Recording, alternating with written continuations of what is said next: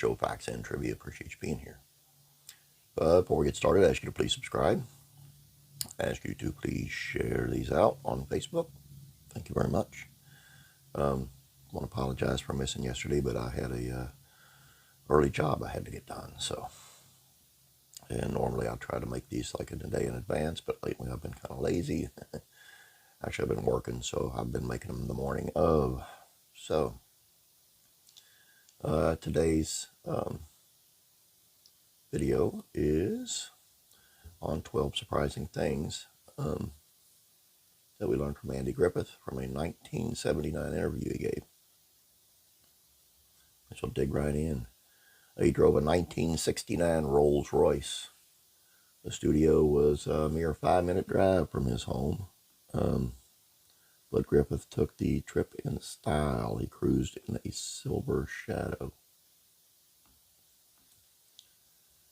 His favorite snack was peanut butter and mayonnaise on crackers.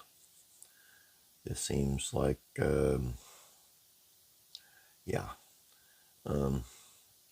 that's to put it politely. I'm not sure I could do that. What about you guys? Have anybody ate that before? Seems pretty weird. His office was an old bus. His headquarters at the studio is a customized bus 33 feet long. He regretted ending the Andy Griffith Show after 8 seasons. After 249 episodes of the Andy Griffith Show, the star called it quits in 1968 after the 8th season.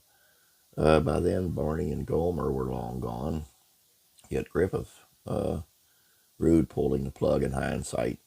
He felt he should have done more. I didn't want him to quit, his manager Dick Link admitted, but he figured that the show had run its course, that he wanted to do more serious things. He knows he made a mistake.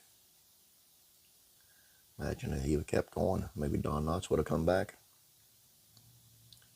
He owns 53 acres in North Carolina. After Andy's time in fictional Mayberry ended, the actor ironically left Hollywood for North Carolina. He owns a place on 53 acres in his home state. He had to repeat the 4th grade.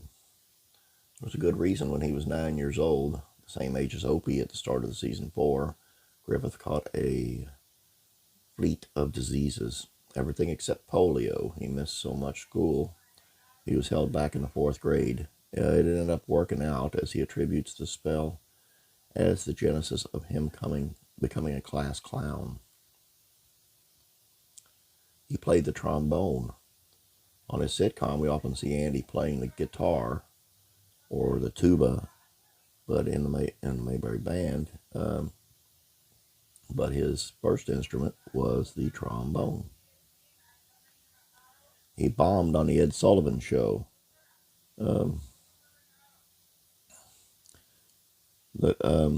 All young comics. Griffith went on Sullivan to deliver some stand-up comedy. After his recorded routine, What It Was Football, sold nearly 1 million copies in 1954.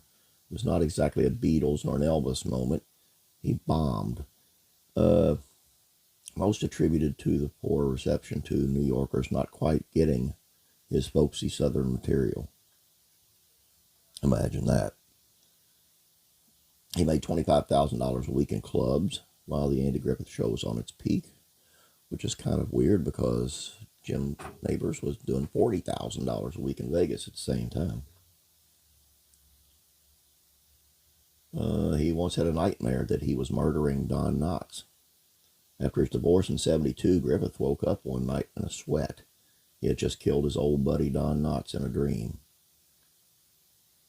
But don't worry, his psychiatrist explained that his subconscious was merely trying to kill off his old image.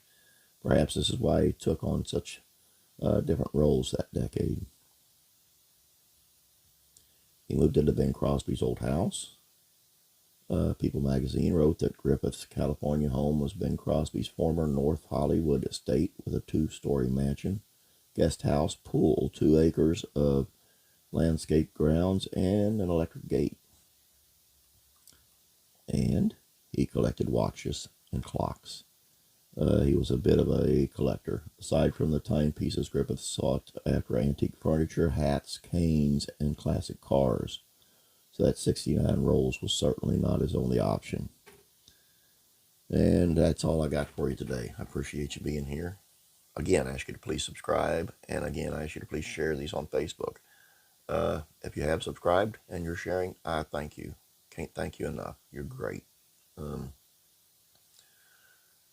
Hope you enjoyed it. We'll check out the trivia question on the Facebook page. Have a great, great day. God bless, and we'll see you tomorrow. Be praying for you.